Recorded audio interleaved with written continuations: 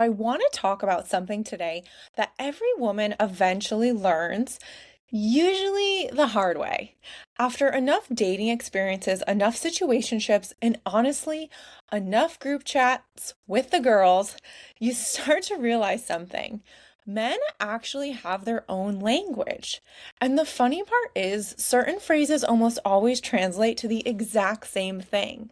Like when a man says, I'm just really busy right now, or I'm bad at texting, or the classic, I'm not ready for a relationship. And at first, you take those statements at face value. You're like, okay, that makes sense. Life is busy. Texting isn't everyone's thing. Relationships can be complicated. But then after a while, you start noticing a pattern. Because somehow the men who are bad at texting manage to text the woman they actually like all day. The men who aren't ready for relationships are suddenly ready with someone else. And the men who were just so busy with work still had plenty of time to watch every single one of your Instagram stories. So today's episode is basically a translation guide. Things men say and what women eventually realize they actually meant. Because if you've dated enough, you know exactly what I'm talking about. Just a friendly reminder, I'm not a therapist, psychologist, or expert in human behavior. This is a judgment-free assumption checking zone. Take what resonates and leave the rest. As we go through these phrases, yes, I am aware that sometimes they are very literal because I'm a very literal person, but today we're really just going through some common phrases that men generally throw out. And we are definitely more on the approach of when men throw them out and they really don't mean what they say. So if you mean what you say, this isn't about you. These are going to be the general statements that as women, we feel men use almost as excuses. And don't worry, we'll get even soon because in a few weeks, we're going to switch it up and do the phrases that women usually say and what they actually mean. The first statement we're going through is, I'm really busy right now. The common translation for that is that that person's not a priority. So when someone says that I'm really busy, a lot of the thought tends to be, well, if they cared, they could make time for me, something along those lines. That would be the general translation. Devil's advocate, because you know I love to play this game, people actually do get busy. And that is 100% believable. In my mind, there is a difference though in how you say something. So if you were to just text someone, especially, again, this is more geared towards texting someone these statements when you're in some kind of relationship with them. So for someone to say, I'm really busy right now in a text, I would automatically assume, like, okay, like, sure. But again, I feel like just that phrase, I'm really busy right now, comes off with a negative connotation. Personally, that's my thought. The difference can be that instead of saying that, you're a bit more clear with what you're actually trying to say. My real life example for this is someone was trying to get a hold of me the other day, and I know that my proper response that I would be happy with was going to take me some time because this person came out of the blue. I was in the middle, well, I still am in the middle of like 10 different projects right now. I can't give this person my full attention because there are things I'm on a deadline for that I need to get done. So, that being said, I sent a message to acknowledge the fact that yes, I got your voicemail, but I'm really busy right now and I can reach out when things have settled down. Because I know that if I was to reach out now, it wouldn't be a response that I was happy with. And I want to be happy with the response and the attention that I give this person. So again, I didn't just say I'm really busy right now and leave it at that. An example is that there's just a difference between maybe instantly saying I'm really busy right now, or maybe you went silent for like 8 hours and then decided to follow up with a sorry, I've been busy, instead of like, hey, I saw your message, I'm in the middle of something, but I want you to know that I will get back to you as soon as I'm done. Like that has a completely different energy than I'm just busy. Moving on to the next one. I'm bad at texting. This has actually, I feel like, come up so much more often. Not necessarily someone saying to me that they're bad at texting, but me just honestly wondering if they're just bad at texting, because there are people who are bad at texting. And no offense, the older generations tend to have interesting ways of texting. Let me just put it that way. I think that my generation was really like one of the first to experience texting. So I would consider any of the above generations. So whoever the heck came before millennials. I don't even know who came before millennials, or maybe even early millennials, depending on when texting showed up in their lives. Yeah, very interesting, I must say. A common translation with I'm bad at texting is that the person knows that they're very inconsistent with you. So if you're texting me and you're just really bad at texting, like, or you're telling me you're bad at texting, like, I've already noticed that you're inconsistent with it. I've already noticed that it takes like from 8 hours to 48 hours just to get a response. And sometimes the response is just like, ha ha. Which for me, that's just like a no-go. Like, why did you even bother responding? Like, my life was okay before you even decided to add your haha 48 hours later. But the common translation is just the inconsistency, because this person is, maybe they really are bad at texting. Maybe they really don't like texting. There is a thing that people prefer phone calls or FaceTimes or just actually meeting up in person. Those are real things. So keep that in mind. Especially, I would also encourage to keep the age of the person that you're texting in mind as well, because that is something that I have noticed. Now, devil's advocate would be that they really just hate it, or they want to be on the phone, or they want to FaceTime, or they want to meet up in person instead. There are some people I know where texting them is like a completely different tone than when you're actually with them in person. Like, there are some people where I'm with them in person and like we never stop talking. But via text, it's kind of like pulling teeth just to get an answer out of someone. So again, I feel like with the I'm bad at texting part, I am kind of more on the side of the devil's advocate perspective. The difference really, I think, in the effort would be that they communicate with you better in a different way. And in that moment, you can really realize that that statement of I'm bad at texting is true. If this person tries to communicate with you in a different way, or if this person still makes an effort to talk to you, but in a different method that's not texting, that is like a completely different story than some person who says I'm bad at texting and just kind of makes you go along with that, makes you kind of accept that as the answer. Which again, if they're going to say that and then they don't really try to talk to you or make the effort to speak to you in any other way other than like a random text every now and then, like for me, that would be a hard pass. I don't know about you ladies, but that would be a really hard pass for me. Next up, I'm not ready for a relationship. This is completely understandable from like a devil's advocate perspective. Some people just really aren't ready. However, the common translation is that they're not ready for a relationship with you. And I feel that that translation tends to happen because this person obviously chose to put themselves out there. They obviously maybe like took you on a date or two or whatever the situation is, or they were communicating with you. I think just sometimes it's hard to believe that someone would take those steps, meet you, and then all of a sudden want to backpedal. So I get the translation, but I also get the devil's advocate portion, because I know that life can get really crazy sometimes. And the thought of not having to, but wanting to put maybe 150% into a relationship, but there's just situations in life that prevent you from being able to do so. Like, I get that 100%.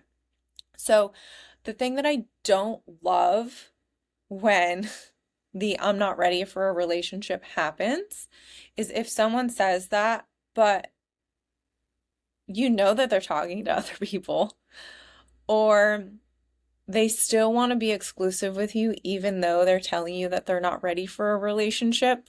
Kind of weird. Or if they get jealous when they see you talking to someone else. So they told you they're not ready for a relationship. Maybe you started trying to chat up some other people or another person, and then they got jealous. And then suddenly they showed up again. Like for me, that's a red flag because me talking to someone else after you told me you weren't ready for a relationship should not make you suddenly reappear, because the jealousy is like a vibe that I'm not cool with. And I think that also people need to understand that from a ballroom dancer's perspective. Yes, I dance very closely with whomever my dance partner is at the moment. Like, that's how it is. That is my career. So in my case, it is truly down to trusting me, which I am so loyal. But again, it comes down to trust. So for me, like any sign of jealousy, that's automatically like a no-go. I know some women really like enjoy having jealous types, and that's okay. You do you, boo, whatever you like. But for me, jealousy is a big red flag. All right, up next, let's just see where things go. Common translation is I don't want expectations. I feel like another translation is kind of, it's on the verge of the person may be looking for a situationship or friends with benefits kind of vibe. If it says, let's just see where things go. I feel like devil's advocate on this is early dating kind of means that people still want to explore, or maybe they're just not 100% set yet. But at the same time, I think that if I just met someone and that was their response, I don't think I would want to continue seeing this person. Especially if it's a case where they're like openly talking to other people, because that's where kind of like the whole talking stage versus exclusive stage gets a little messy. We're not going to dive deep into that right now. But again, I think just someone where let's just see where things go, that would be more of like maybe we were friends first and we were going to try to see if there was any type of romantic part to our friendship whatsoever, and just kind of trying to do no pressure because we still at the end of the day want to be friends. To me, that's where I would be okay with that statement, but I'm not sure that I would be okay with that statement in other ways. I think part of the difference that women look for is things are either going to progress or they're going to stay undefined forever. That statement, it's definitely leaning towards staying undefined. Maybe not forever. Maybe you're just not ready to define it yet. But again, I think that there's just so many better and more clear ways that you could explain that. Ooh, I forgot this one was next. I don't want to ruin our friendship. You guys, I feel like the common translation is maybe you tried to see if there was more to your friendship, and now all of a sudden you realize that the guy decided he was going to kind of backpedal.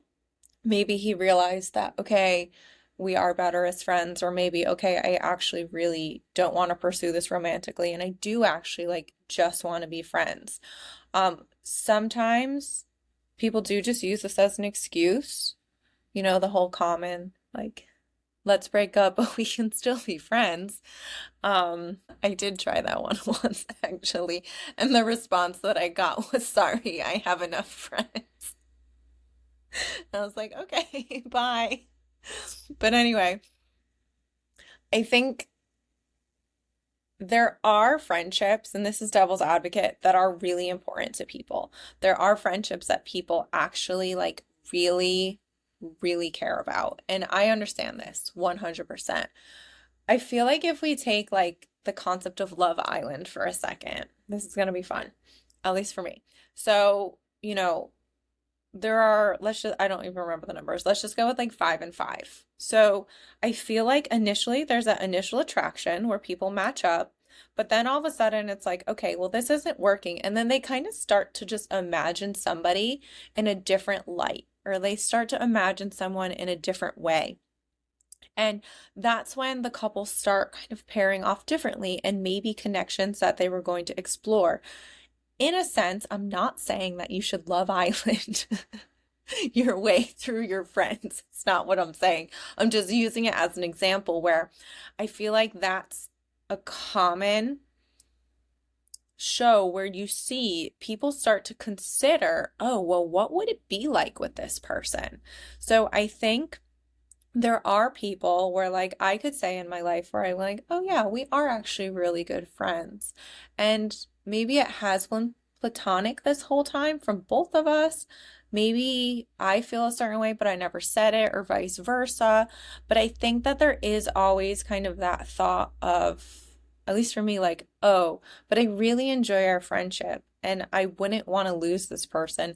So I don't know if it's worth saying something and potentially making things awkward and losing not only like my friendship, but also the chance of having a romantic relationship with this person.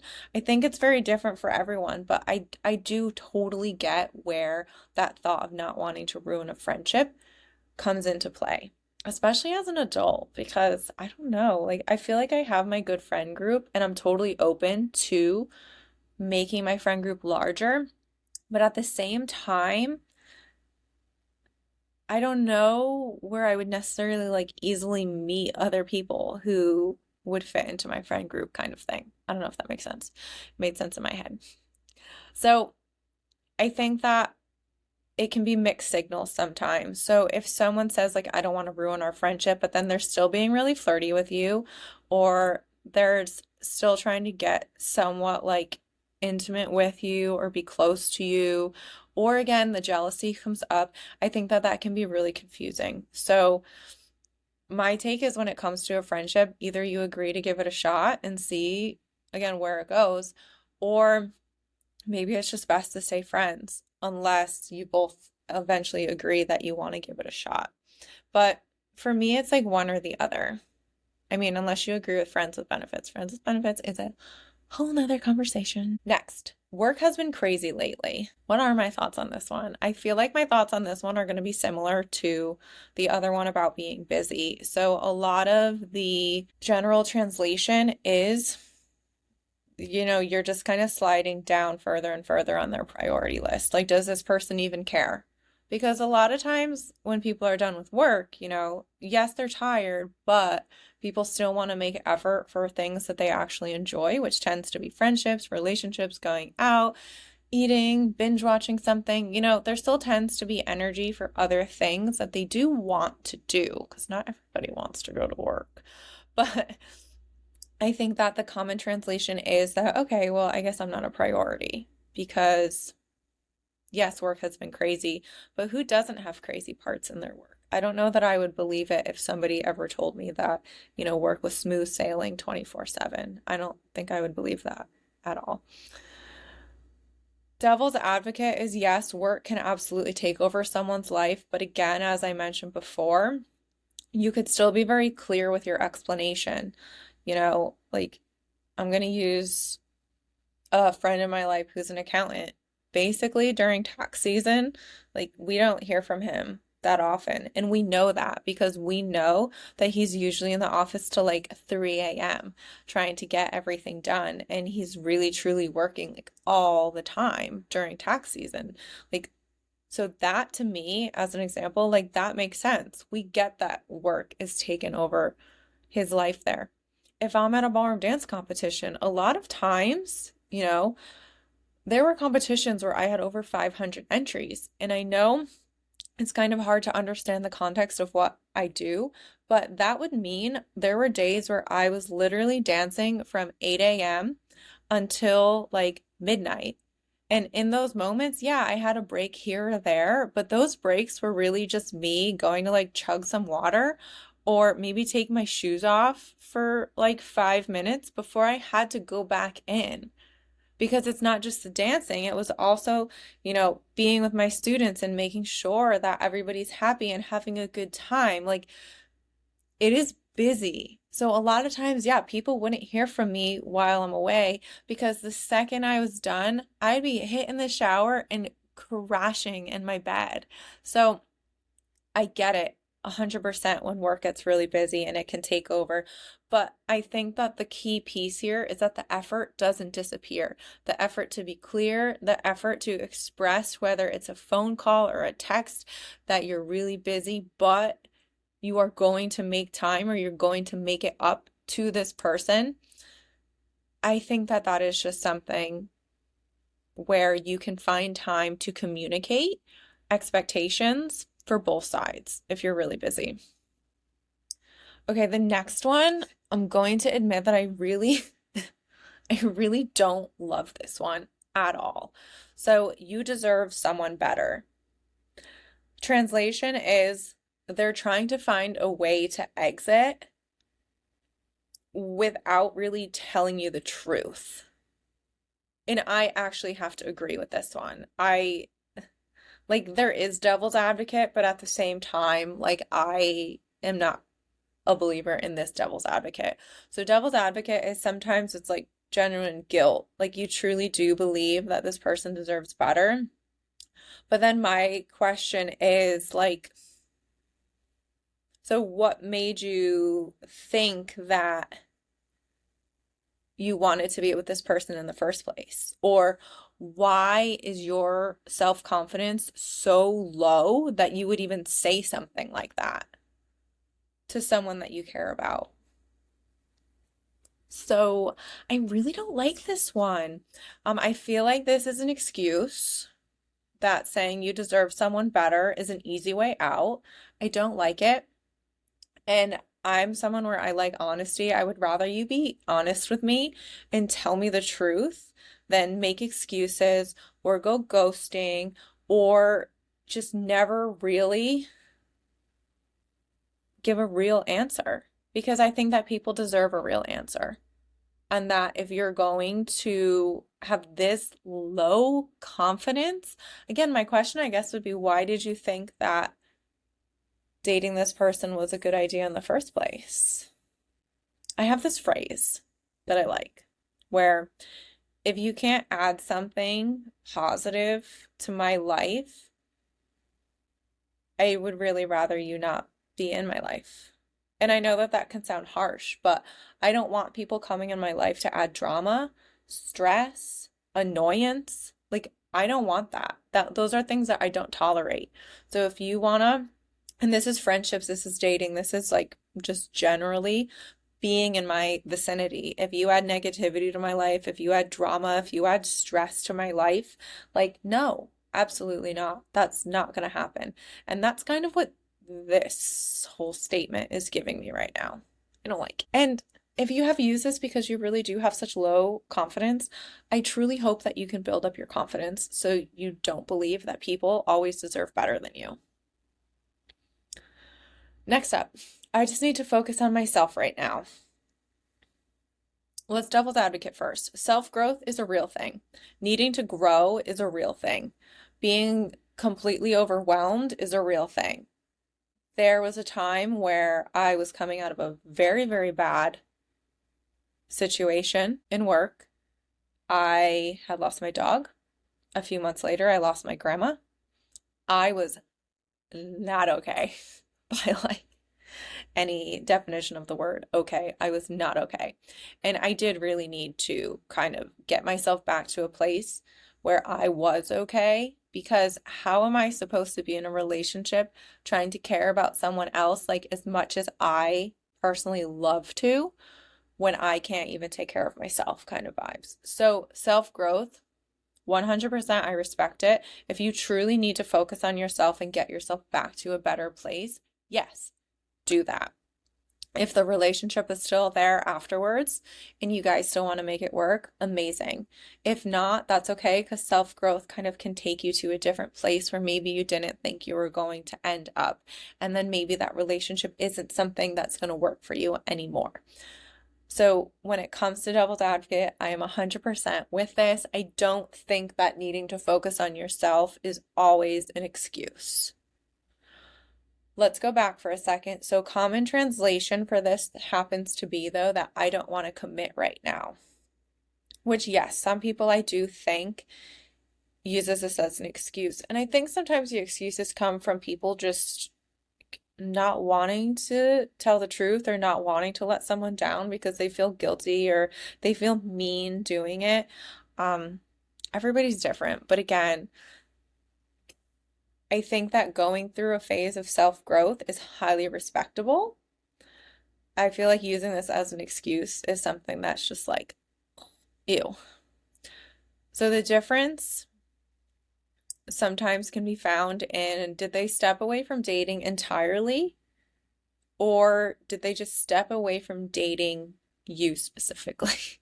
I think that that can help you to understand whether they were really going through a self-growth phase or they were really just trying to exit what they had with you so they could go be with someone else.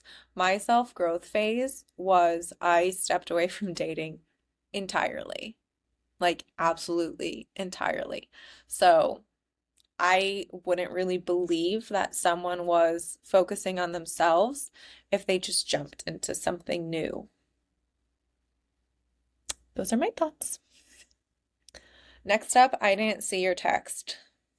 Guys, it's 2026. The fact that you didn't see a text, I mean, yes, there's always that, like, I feel like I would put it like 0.01% chance you didn't see it. If you're at work and you weren't checking your phone, I could believe it. But also, I don't know, there are so many people who have their phone in their hand just constantly. Like, I don't know. I will, I'm gonna give you an excuse for a moment. Well, no, not an excuse. I'm gonna give you like a real life situation that happened to me.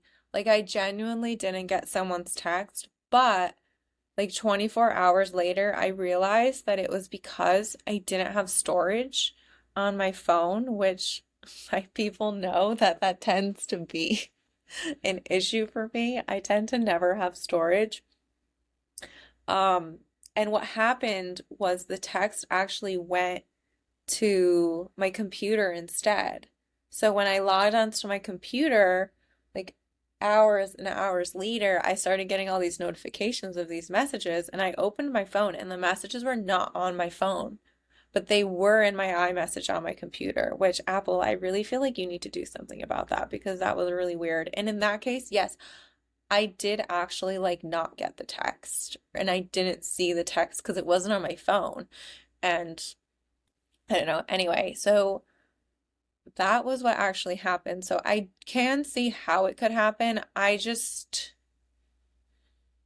don't know how often that situation actually occurs to other people. Common translation is I saw it, I just didn't respond.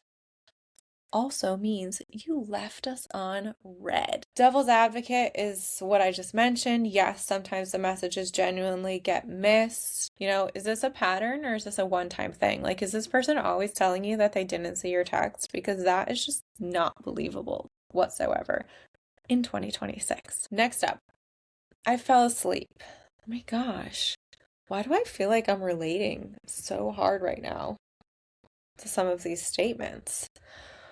So, common translation is that if the conversation ended abruptly and it's about usually when the person fell asleep, I think it's safe to make that assumption that that was accurate when they texted you this or in the morning or whenever it was. People do fall asleep. I fell asleep on the couch the other night. I had full intentions of logging on to Instagram or TikTok and joining a live stream for one of the girlies that I met. And I was so ready. And then all of a sudden it was 2 a.m. and I woke up on the couch and I was really confused about how I ended up on the couch at 2 a.m. I don't even know the last time that that happened to me that I was that tired. But so yes, I do get I fell asleep. I get that 100%. But again, like, is someone telling you that they fell asleep, but you saw them on social media or they were active on social media. So again, I think that, you know, I'm more on the context of honesty. I do believe that people actually fall asleep because I do, but at the same time, like, are you always falling asleep on this person, but always liking other people's posts on social media when you're supposedly sleeping? Last one. I'm just not good at relationships. Well, that's unfortunate for you because I would never accept that as a message. I'd be like, okay, bye. I think that the common translation is they don't want the expectations that maybe come with one, or maybe they want certain aspects of the relationship, but not the parts that actually take the work or the parts that are actually involved in putting effort in. I think that that is highly possible. Some people are genuinely self-aware and just aren't good at it.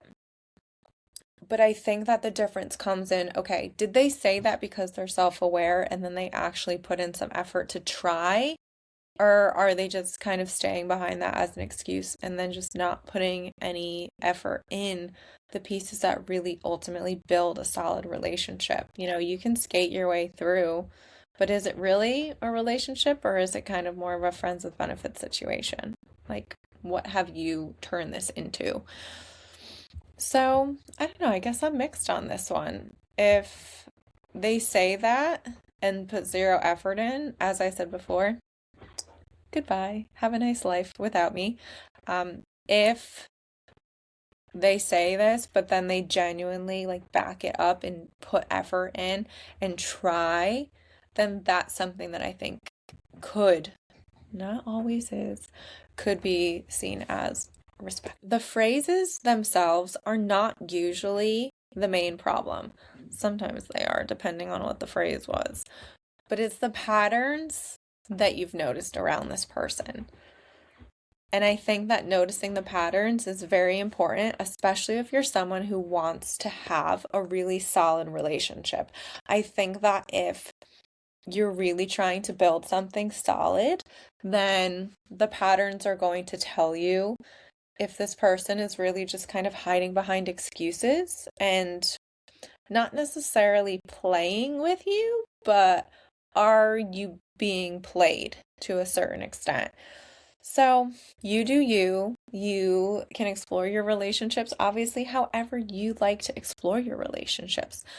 I have my yays and nays. I have things that I'll accept versus things I'll never accept. Some of them come from past experiences. Some of them are just things that, you know, I have my standards and I'm not going to lower them. Yeah, you could be like checking every box, but there are certain boxes that matter more than others. And if you're not going to check the really important ones, sayonara, adios. I think that's what Miss Sabrina Carpenter said, right? So after translating all of these phrases, I am going to repeat again.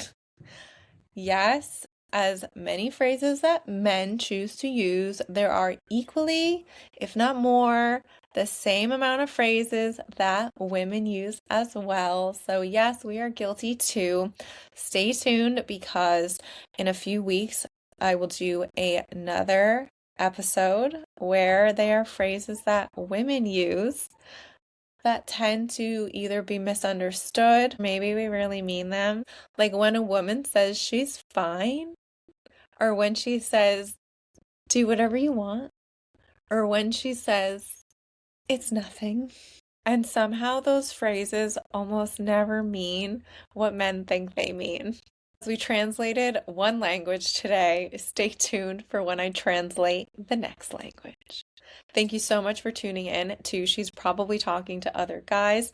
The social media handle is at spttog podcast. Follow along on Spotify, Apple Podcasts, Amazon Music, and iHeartRadio. Video episodes are now available on Spotify and YouTube.